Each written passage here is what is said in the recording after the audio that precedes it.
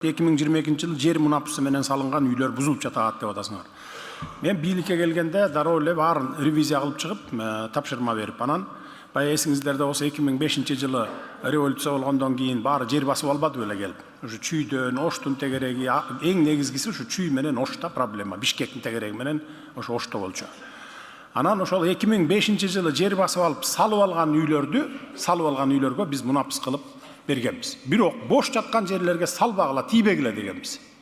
Тилекке каршы биздин өзүбүздүн бийликтегилерди аралашып, баягы гектарчык деп коет экен, 50 гектар, 100 гектар жерлерди ушундай мафия кылып туруп, мына кече күнү чүйдүн зам губернатору камалды, билесиңер, кабарыңар бар болсо керек. Андан берки акимдер, зам акимдер, ошо жер менен аралашкандардын бардыгы камакта азыр. Алар ошол бош жаткан жерлерди да ошол шылтоо менен 2005 жылы эле салып алгам деп айтасың деп фундамент куйдуруп, стенасын, үйүн төбөсүн жаап ийгендер бар да мына. Акча алганда, акча алып туруп ошо тиги алдаган, мындайча айтканда алдамчылык кылышкан, алардын баары камакта азыр тергөө иштери жүрүп жатат.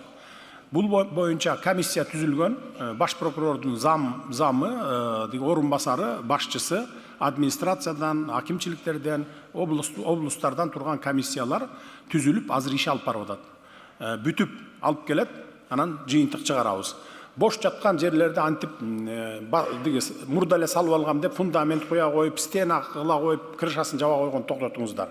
100дөгөн, 50 гектар, 100дөгөн, 200дөгөн гектар жерлерди, айдоо жерлерди ошентип үй салып ала коебуз деп атат да. Мен дайыма айтып жүрөм, азыр мындай капталга эмес, бийиктикке кетели деп.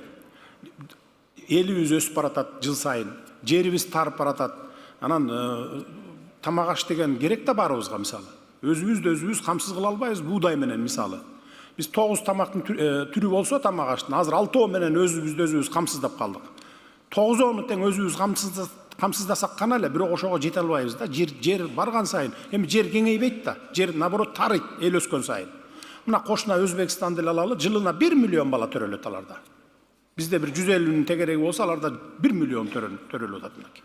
Ошон үчүн жерди сактайлы, наоборот элдер өзүңөр ошол жер басып алып салып аткандарды токтоткула.